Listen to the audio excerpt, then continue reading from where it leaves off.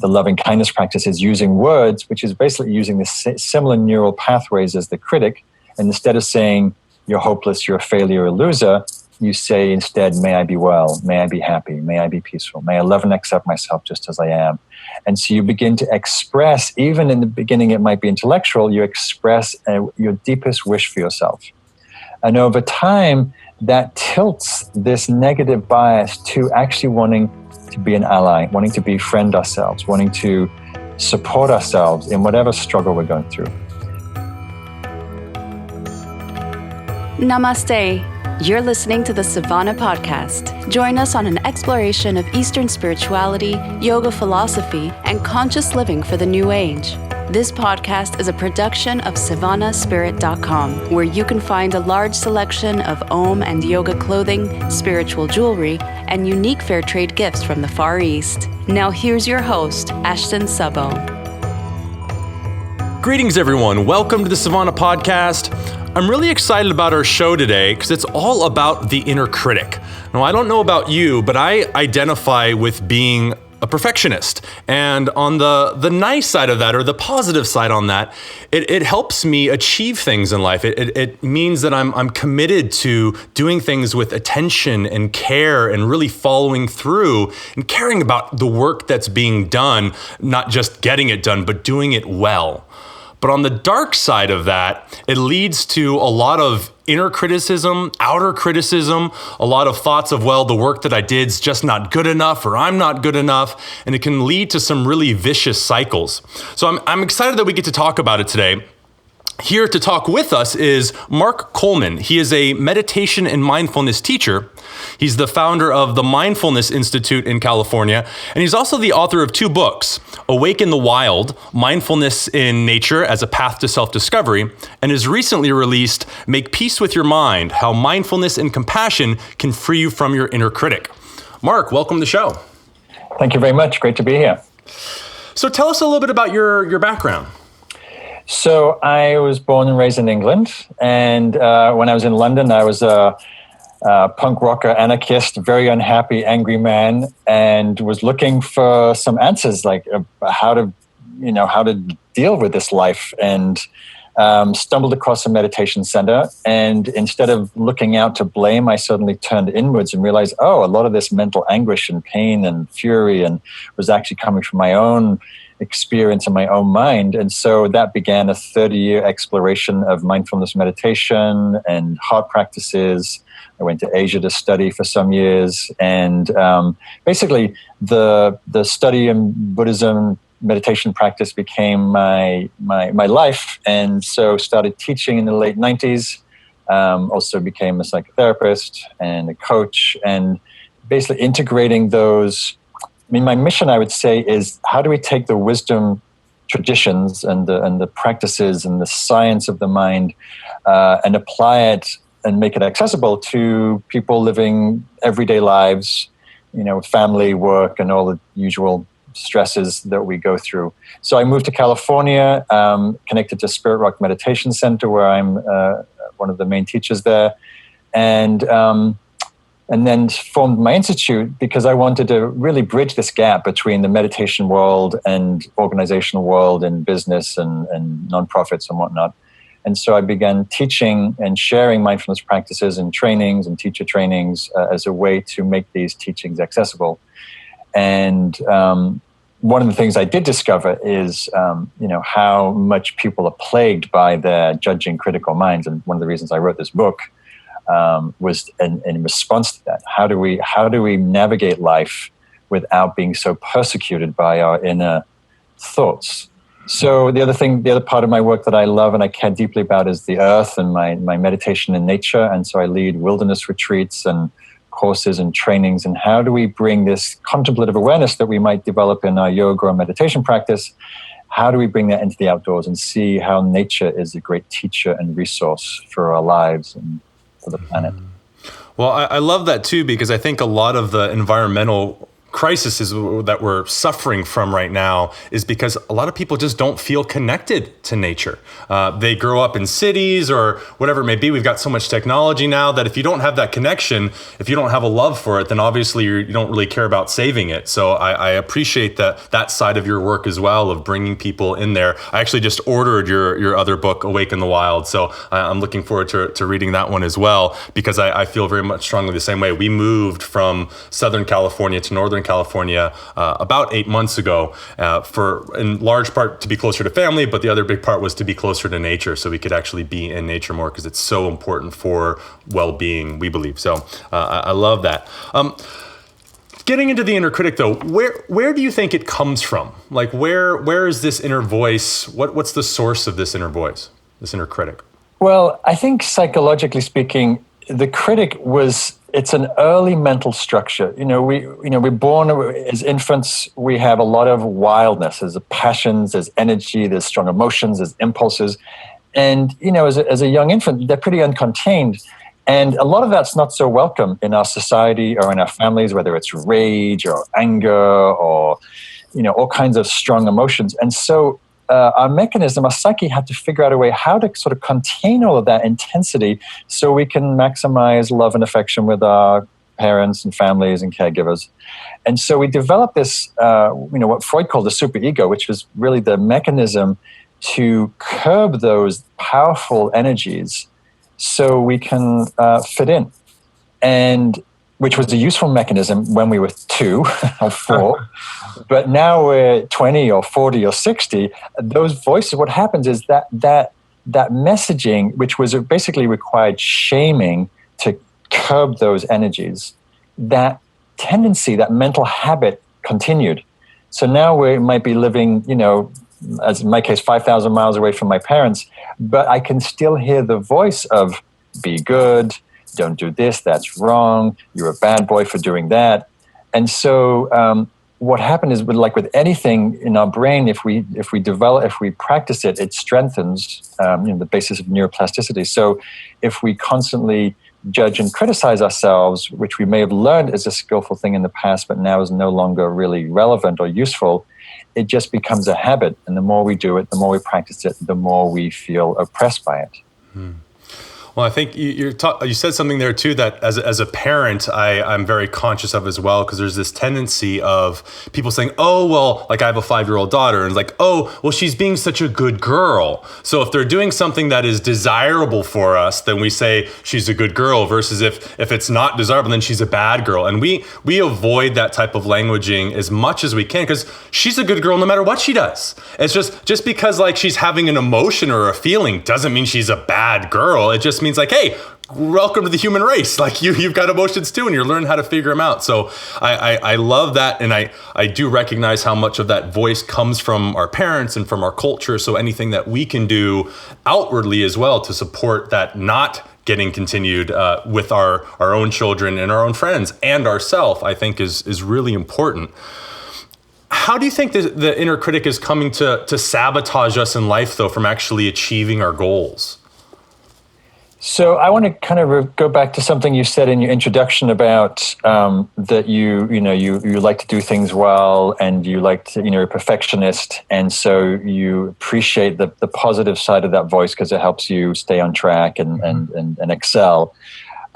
So I make the distinction between judgment, which is negatively laden, and it's a direct implication about our own value and worth, versus discrimination and discernment.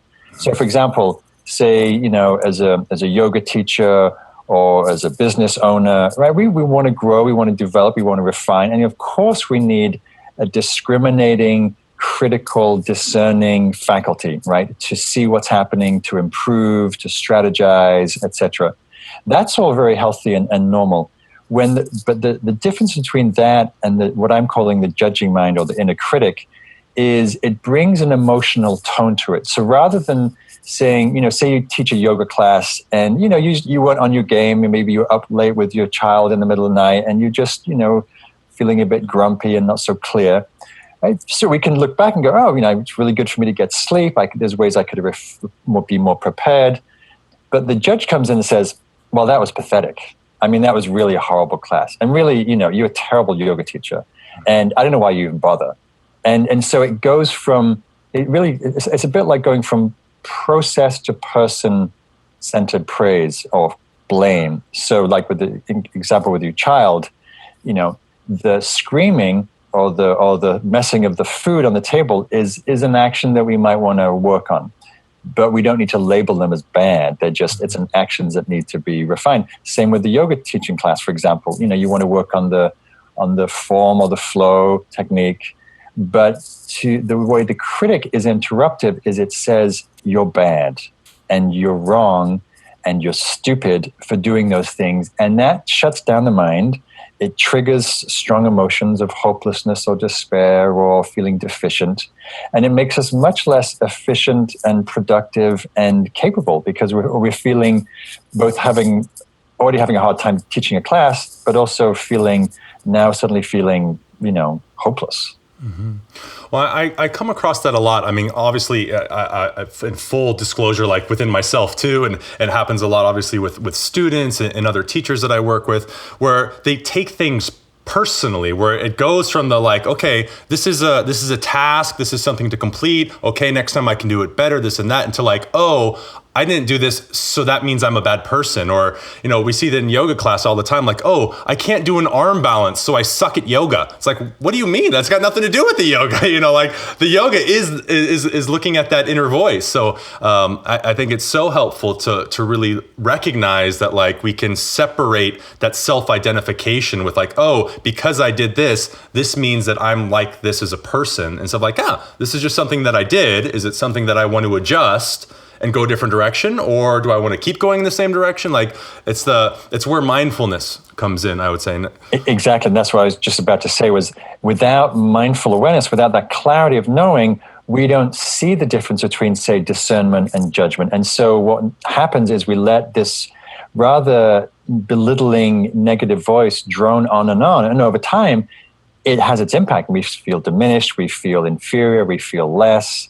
And so we need that clarity of mindful awareness that we're developing in yoga and meditation to really turn that attention inwards and to see, oh, this is a really unhelpful, unconstructive voice. I need to find a different way to relate to it so it doesn't impact me in the same way.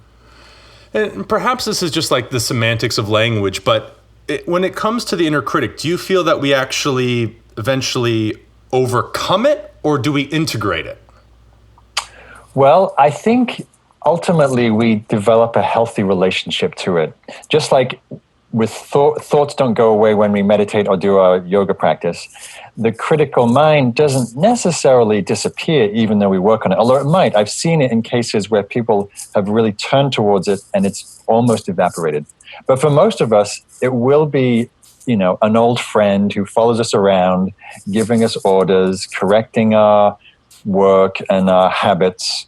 And just as with thoughts and meditation, we learn how to have a skillful relationship, which is to not believe everything the critic says, to not give it authority, to have a sense of humor about it, to see it's a very subjective, distorted point of view, and to basically be a little more dismissive.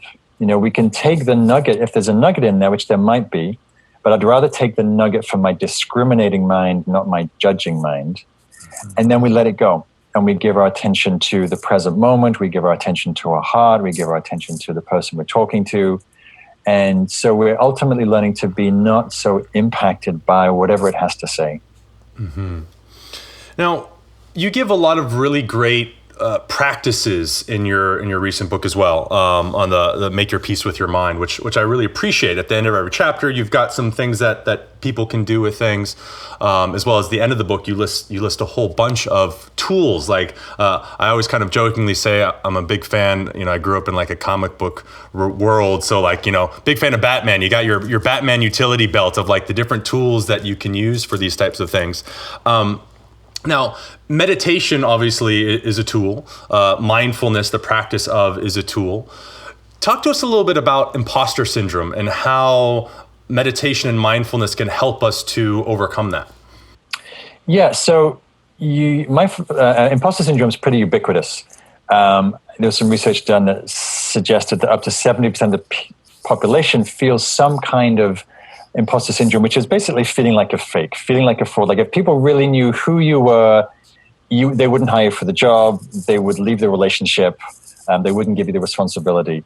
And so it's that voice in our head that basically has undermined our value or our worth, or the voice that says, who do you think you are to teach a yoga class? Who do you think you are to teach anything? Or who do you think you are to raise a child? Look at you, look at the way you live your life. And so it's that insidious, incessant messaging that makes us feel like we're not good enough, that we're not up to the task. And, the imposter syndrome is a really good example of how distorted the perception of the critic is. For example, I was working with a very famous COO from Silicon Valley, from a large tech company, very brilliant woman. And she talks about the imposter syndrome, that even she running in this big global company feels like if people only knew what she was like, she'd get fired, very successful. So we need to see that that messaging is distorted. And the more we listen to it, the more we believe it's press release. That's why on my courses, I'll sometimes have people write out their judgments, share it with another person, and then go home and share it with a loved one or a friend and say, is this really true? Am I really hopeless? Am I really unlovable? Am I really never going to get my life together? Am I really a failure? And they'll go, absolutely not. And people might be honest and say, of course we all have our stuff to work on, but you're none of these very broad sweeping negative indictments. Mm-hmm. Well, I actually remember, because you have a quote from that woman. I don't remember her name, but it was the COO of Facebook. And you have a few other quotes in that part of like, man, some really amazing, successful people that are still going through this process. And it really kind of gives us permission to like feel that, acknowledge it, and be like, okay, everyone kind of goes through this, or the majority of people go through this. That's okay. Now let's keep going forward and just kind of keep stepping into it. You quote Brene Brown in the start of one chapter, and you can tell that your work has been at least somewhat influenced by a lot of the research that she does. I'm sure a lot of our listeners are familiar with her work. She does a lot of work on vulnerability and shame. You mentioned shame earlier. A big part of her work as well covers this idea of not enough. And we come from a culture of not enough, where, people wake up in the morning, their first thought is like, I didn't get enough sleep last night. They're getting ready to go to bed and they're like, well, I didn't get enough work done today. I'm not good enough to get that job. I'm not good enough. Like, it's always not enough. And it's really built into our culture right now, where we're always striving for that stuff because we just don't have enough of the things that we want. How is this really inhibiting our ability to be present in the moment? Well, yeah, first I just want to agree and acknowledge that I think we are living in a cultural malaise of not enough. We're not smart enough. We're not young enough. We're not cute enough. We're not wealthy enough. We're not, and in the spiritual world, we're not kind enough. We're not mindful enough. We're not compassionate enough. And that comes from this voice, from the critic that's always pointing to what's wrong. The brain already has a negative bias, and the critic takes that bias and amplifies it and looks at only where we have deficiencies and weaknesses and foibles. And, one of the things that I like to say about the critic is it's saying it's not okay to be you. It's not okay to be human. It's not okay to have foibles and idiosyncrasies and vulnerabilities. And here's an impossibly high standard at which I'm going to measure against and crucify you if you don't match up. And so, and then of course the culture feeds on that with, all the images of beauty and slimness and wealth, and social media feeds it also with these perfect lives and happy sunny families, and so we're living in a culture internally and externally that's saying who you are, what you're doing, what you have, what your work is not enough. And again, if we listen to the critic, if we listen to those voices, we're going to feel small, we're going to feel like we failed, we're going to feel impoverished. And that's why I talk a lot in the book about inclining the mind to the positive, about cultivating gratitude, about seeing what is okay, about seeing what you do have, about seeing the positive, healthy dimensions of our body and our actions and our work and our mind and our heart. That if we keep attuning to that negative bias, that's all we'll see. And so neuroplasticity in the brain gives us the opportunity to shift that bias, that negative critical bias, to something more positive, more true, and more optimistic. And what's fascinating through like bringing up the conversation of neuroplasticity, where the dialogue has shifted around the brain significantly over the past, let's say 20 years, where 20 years ago, they might have said, hey, by the time you're 18, your brain is done growing. It's all downhill from there. And now we know, no, the brain is plastic. I mean, it changes itself all the time, and it changes based on our actions. So as you said, like if you're just doing, encouraging the negative patterns, then you're going to get better and more efficient at the negative patterns versus the positive patterns getting more reinforced as well, which at the very least, I think gives us a lot of hope that, okay, even if we're stuck in our ways, if we just start, every time we catch ourselves creating a new pattern, that things can change and they can shift. Because I think that can get in a lot of people where the inner critic itself digs us in that hole that, well, you'll never change. It's never going to be any different. You're always going to be like this. And that is that voice. And that voice itself kind of digs us deeper and deeper. So it's nice to know that not only that we can, from a nice kind of like, yay, spiritual, it's all good sense. Well, not to bypass it, but in the sense that like, hey, science says that we can make some changes to the habits that we have, which is excellent. How does the inner critic relate to the outer critic, as it were, in the sense that our views and inner voices getting expressed outwardly, both to ourselves but in particular to others? Yeah, so there's a chapter in the book called The Swing Door, and that's really pointing to what you're alluding to, which is how I frame it: what goes in goes out, what goes out goes in. If we practice judging ourselves, fault-finding, looking at all our problems and deficiencies, of course we're going to do that externally to other people, friends, family, and strangers, because that's what we practice. And in the same way, if we spend our lives judging negatively, looking at faults in people, of course, when we come home and we're the only person around, we're going to start picking ourselves apart. So again, coming back to this idea of neuroplasticity, what we practice, we become. And so we want to ask ourselves, whenever we're engaging in that negative fault-finding, nitpicking perspective, is this what I want to be strengthening? Is this the person I want to be? Because the more we do that, the more we become that. And is there a way to actually, without ignoring what's wrong, to say, well, what else is here? What is there some goodness here? Is there something constructive? Is there something of value in this person, this organization, or myself that I can look at and actually see a balanced picture, not just the negative? I think our audience and our listeners, they kind of get the mindfulness conversation. They understand like basically what it is, but you also put a lot of emphasis on compassion. You also mentioned gratitude. How does that start to play in with, I mean, not just from the sense of, okay, yeah, we need compassion, but how do we cultivate that? How do we create that as a practice in our lives? Yeah, no, it's true. I think both, in the tradition, they talk about two wings of a bird, wisdom and compassion. And the wisdom comes out of awareness and mindfulness, and compassion comes out of cultivating the heart. And I think the first thing that I noticed working with the critic way back in my 20s, I was sitting in meditation one day, and I forget what I'd done, something that my critic thought was deplorable. And the critic was just railing on me for being a failure and all the terrible things I'd done. And instead of listening to the critic and agreeing with it, I instead felt how it felt to receive those judgments in my heart, which was just as if someone else was shouting those things at me. It's very, very painful.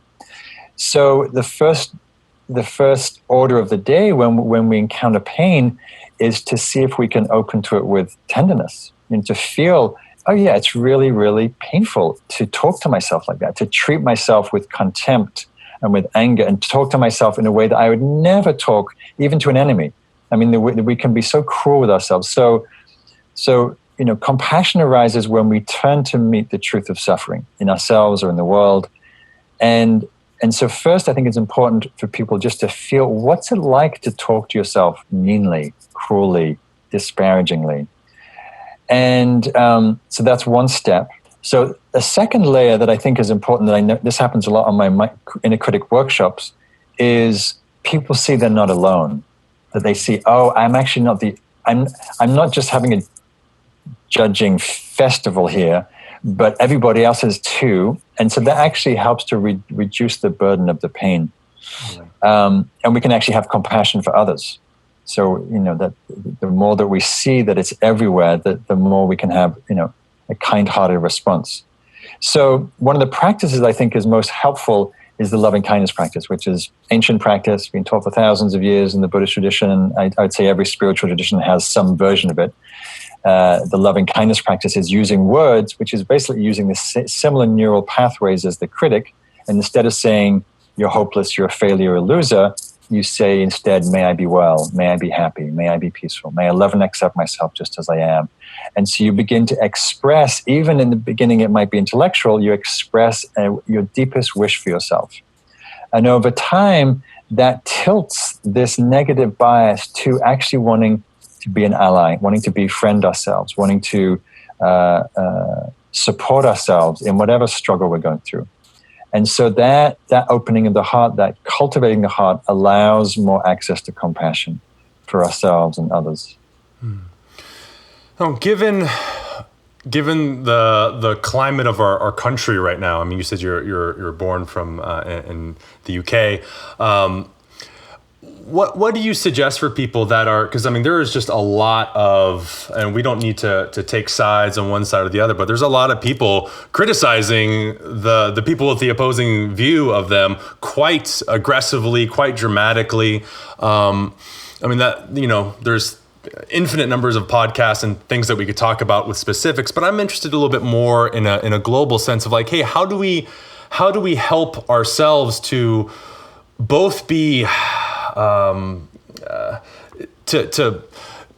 I mean, I don't want to say fight, but to strive for things that we believe in without being overly critical, without the kind of negative self and outward bashing that we see so much of now. It's like, people come straight to the conversation with their gloves off. I was talking with someone earlier about, I am completely mind blown about how people in the world of social media come into conversations in contrast to how they would in the real world, as it were, where like, you wouldn't be sitting in a restaurant and overhear someone's conversation and just come right in and be like, excuse me, but you're freaking wrong. And let me tell you how stupid you are. But like, that's what people do on social media. They'll like go on someone else's page and like start posting, and they just go straight into that. And there's no compassion. It's just that wicked side of the critic. And like, how do we start to mend that culturally? Like, I mean, obviously it starts with the person, but how do we engage with that in a constructive way? Yeah, no, I think it's a huge question. It's very topical. I do think, there is a distinction between the inner critic, which is a, self-flagellating voice, and a critical voice that's needed in the world, for sure. And, and different campaigns, most campaigns, especially this election cycle, have focused on what's wrong with the other, rather than putting forward a positive, constructive message of what's possible and what we can do and what we need to do. I think in terms of how we move forward, one of the expressions that I like to, and qualities I like to draw on, is this idea of fierce love, right?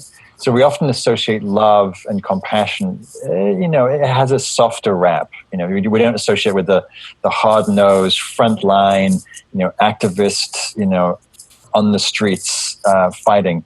But as I was just listening to a beautiful report from the Dakota pipeline demonstrators, and how the elders were encouraging the youth who just shown up to demonstrate with love, with kindness in their hearts, but with power, with a nonviolent love. And so I think it's important that in this time that we engage that fierce love that challenges injustice, that challenges oppression, that challenges untruths, of which there are many right now. But we can do that without creating the other, without separating, without demonizing. And I see that on both sides of the political spectrum. Those people, how could they vote for so-and-so? How could they not be, how could they be so stupid, right? People are people. They're all doing the best they can. And we need to find the common ground so we can actually connect with what's important to all of us, the values, etc. And we want to be mindful of that critical voice. As I said, the swing door goes in, it goes out. And the more tyrannical we are inside, the more it will be on the outside. And there are more other constructive ways to move forward. And I think this idea of fierce compassion, that's just as a mother protects her child, or a mother bear protects her children, her cubs, it's the same thing. We can do it with strength, with power, with fierceness, but with wisdom grounded in heartfulness. Mm-hmm. Whenever I think of fierce love or fierce compassion, I think kind of one of Kali, but I think of, you said the compassionate mother of there can be this whitewashing in the yoga communities and spiritual communities of let's all just love each other and it's all compassionate, it's all sweet, like you said, where, if your child is about to walk into the street in front of a bus, it's not like, oh, namaste, it's all good. Like, you yell, you scream, like, no, what are you doing? You grab them and you're like, don't ever do that. You're going to get hit by that bus. Like, that's fierce love. Like, it doesn't have to be all sweet and just so you know, you're not supposed to walk in front of a bus. It's like, no, you just literally almost stepped in front of a bus. Like that demands a little more ferociousness or ferocity than just like, ooh, namaste, which I think it's important to give ourselves that permission that okay, it's okay to be ferocious, but as you said, without taking it to that realm of personal insult or you're stupid for doing this, or how could you? Because that is where that inner critic comes in, where you almost stepped in front of the street, you're stupid. That's completely different than you almost stepped in front of a bus in the street, don't do that, this is why. And I'm passionate about it right now because you almost died, or you almost got severely injured. So it's important to differentiate that. What just to bring it all together, I mean, you teach so many different techniques, but is there something that in a simple sense, universally, I mean, to say other than just be more mindful? What do you recommend for people that's okay, something that you could do right now, short, easy practice, just to live some of this in our lives more fully? You mean specifically in terms of the critic, working with the critic? Yeah. I see it as a multi-stepped, multi-layered approach, but it's all basically coming out of the same vantage point, which is we start with awareness. We need to be really clear when we're thinking versus when we're judging, right? So when it's judgment, we want to label it, we want to name it. Oh, that's a judgment. That's a negative judgment that will have its negative consequences. And then we look at how much do I believe it? How much do I give the voice authority? How much do I understand where it comes from? Oh, that's just my dad's voice. He used to say that all the time. It's just, So we see it, we notice it, we see how much we believe it. And then we practice different, what I call defending strategies in the book, whether it's, we find a sense of humor in it. I used to dress up my critic with a gray English wig of a judge in England, and he was bad meditator, and I just make a joke of it. Or we do a Tai Chi move and we say, oh, thank you. I'm really a loser at this yoga practice. Great. Anything else you have to say? Or I exaggerate it and say, yeah, I'm really the worst yogi meditator that ever lived. Thank you very much. Have a nice day. Go bother somebody else. So we use humor, we use playfulness, or sometimes I'll just say, oh, please, really? Is that the most creative thing you have to say? Because I lost my keys again. And so we're trying to find a way to see it, to see its grip, and also to find a way to let it go. And sometimes, that fierce Kali will be, no, stop, enough, not true, not helpful, not useful, not interested, right? So we apply a range of strategies, which I call the Critic Toolkit, as a way to find, different things work at different times. So, but it all starts with this continuum of noticing the awareness, noticing the buy-in, noticing what response would be helpful, the humor, the fierceness, the disinterest, or just adding a phrase, may I be happy, and I'm a loser, and may I be well, and my yoga practice sucks, and may I be free from suffering, and I'm not doing anything with my life, and may I be happy. And we just keep imprinting more positive, wholesome messages. When you were saying that, I had a flashback to the Harry Potter series where, they bring out the really scary stuff, and it's Severus Snape, and he turns him into like a Severus Snape wearing like a dress and like a clown's outfit kind of thing, of like just kind of having humor with it and saying, okay, I'm seeing this is my fear, now let's just have some fun with it, because what else are we going to do? Right. So I hear that profoundly very much for the inner critic. What do you suggest for people that are caught up obviously from the inner critic, but also the external critic? Like when you're in that moment and you find that you're criticizing others, what can we do at that point? Like how can we actually short circuit that pattern in the moment, because we're already in it? Right. I mean, again, it's both the awareness. Yeah. Of seeing that we're doing it, and also importantly to notice the pleasure that we get from doing that. We all, for the most part, like to sit around and judge people. It just seems to be a popular human pastime. We're sitting in a cafe watching all the people walk by in the street, and we'll have a judgment about each of them. And as much as that might be amusing at times or pleasurable, and we may have been doing that as a group, to know that if we're doing that, we're strengthening the habit. If we're strengthening the habit, it's going to come back on ourselves when we get home. So first to notice it, to see the buy-in, like the payoff for that, because we feel superior or better or whatever. And then what I call turning to the good, seeing like, okay, so maybe I don't like this person, the way they dress, or the way they're talking to the kids or whatever. And then what else is here? What can I see something constructive, positive, which is not glossing over what's wrong potentially, but can I put on a different lens to see the world? Love that. Where can we find out about you and all the work that you do? I mean, you've got your institute, you teach, you travel to teach a lot, you've got your coaching, you've got a lot of different things you can do, your books. Where's the best place to connect with you and your work? Yeah, so the main site for me is markcoleman.org, markcoleman.org, and that has basically collated all my sites. My nature work you can find through awakeinthewild.com, same name as the book, and that's all about my nature journeys. And then my work in organizations and teacher trainings, you can go to the mindfulnessinstitute.com. But if you can't remember all of that, just go to markcoleman.org. It's all on there. It'll take you to all these other sites. So then the books are on there, and I'm also on an app called will.com, which is a great meditation app. So lots of places to find me.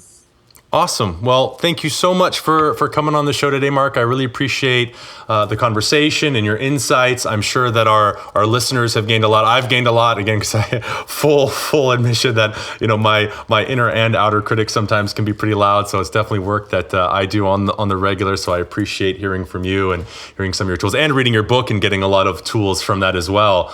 Like I mentioned, you've got your big toolkit at the end, but every single chapter has some great stuff and some work to do. So it's not just reading in the mind, but you're encouraging people to try practices, which I appreciate very much. So thank you again. To all our listeners out there, I hope you have enjoyed and learned something new. Thank you so much for listening, and I hope you all have a wonderfully present moment. Namaste. Hey everybody, if you have a spare minute, please go over to iTunes, leave us a rating and a review. We really appreciate it. And if you're on Facebook, check out our new Facebook group. It's the same name as our blog, Sivana East.